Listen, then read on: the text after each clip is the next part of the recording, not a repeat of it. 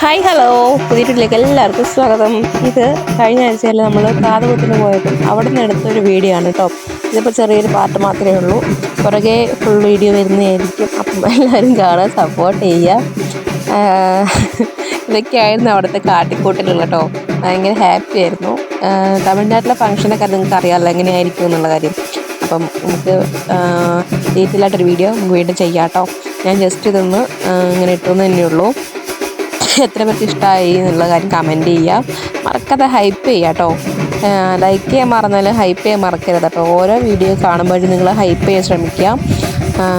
എന്താ പറയുക, എൻ്റെ ചേച്ചീൻ്റെ പിള്ളേരെ കാത് കുത്തായിരുന്നു കേട്ടോ. അപ്പോൾ അതിൻ്റെ ഒരു മുന്നോടിയായിരുന്നു ഈ കാണുന്ന ഡാൻസും അതും ഇതൊക്കെ ആയിട്ടുള്ളത്. അവിടുത്തെ ഈ ചെണ്ട കൊട്ടൽ, ചെണ്ട അല്ലാതെ എന്താ പറയുക എനിക്കറിയില്ല, ബാൻസ് കേട്ടോ അങ്ങനെ എന്താ പറയും.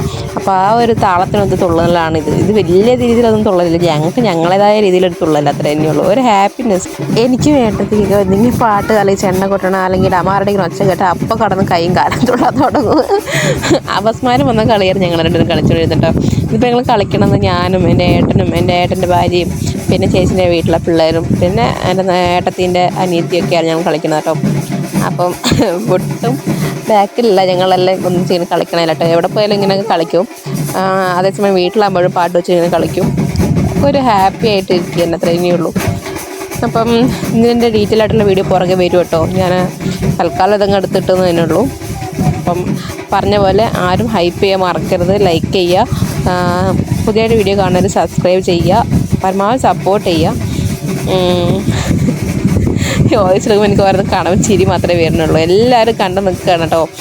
അതിൻ്റെ ഇടയ്ക്ക് അനിയേട്ടനെ നിൽക്കുന്നുണ്ട്. സാധാരണ ഇപ്പോഴൊന്നും അനിയുടെ കളിക്കാൻ വന്നില്ല കേട്ടോ. ഈ ഫംഗ്ഷൻ തീരാറാകുമ്പം ഒരു ഉച്ച കഴിഞ്ഞപ്പോഴ ശേഷം അനിയേട്ടനെ ഞങ്ങളോട് കളിച്ചായിരുന്നു. അതിൻ്റെ വീഡിയോസ് ഞാൻ എടുത്തിട്ടില്ല, ഉണ്ടോയെന്ന് എനിക്ക് സൂക്ഷിച്ച് നോക്കാം, ഉണ്ടെങ്കിൽ ഞാൻ ഇടാം കേട്ടോ.